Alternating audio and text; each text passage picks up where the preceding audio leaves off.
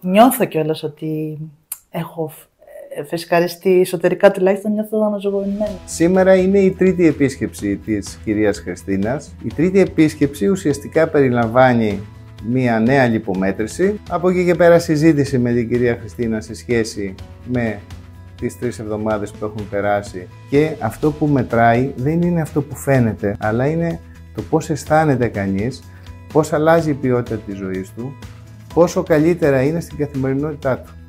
Γεια σας, έχω έρθει στο τρίτο ραντεβού. Έχω λίγο αγωνία για τα αποτελέσματα, για τις μετρήσεις μου. Πιστεύω ότι έχω πάει καλά, γιατί ήδη νιώθω πολύ καλά, αλλά θα μας το πει σίγουρα και ο γιατρός. Τι κάνετε κυρία Χριστίνα, πώς είστε? Πολύ καλά.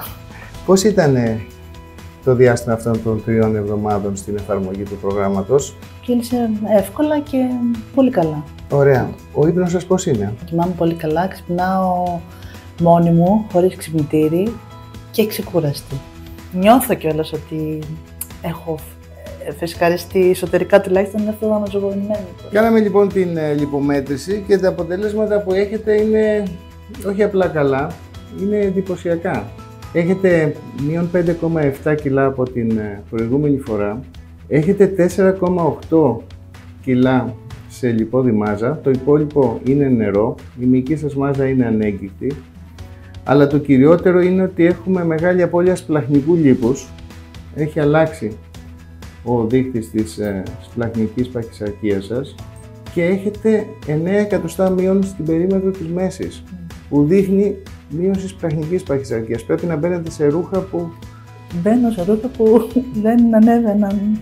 Μπώνουν και είναι και άνετα, όχι Και μόνο. 5 εκατοστά μείον στους λοφούς. Ένα μεγάλο μπράβο. Ουσιαστικά πια και το μεσημέρι και το βράδυ είναι δικό σας το γεύμα. Πάντα μπορείτε να χρησιμοποιείτε στη θέση του δικού σας γεύματος το γεύμα Εβίβιος όπως το ξέρατε. Και πάλι από μένα ένα μεγάλο τεράστιο μπράβο. Είστε εξαιρετικοί. Ευχαριστώ. Γεια σας και πάλι, είμαι πάρα πολύ χαρούμενη. Οι μετρήσεις μου ήταν πολύ καλές, έχω πάει πάρα πολύ καλά και αυτή τη φορά. Ο γιατρός ήταν πολύ συντηρητικός, με συνεχάρει και όλα για το αποτέλεσμα. Μου εμπνέει ασφάλεια και εμπιστοσύνη να συνεχίσω έτσι.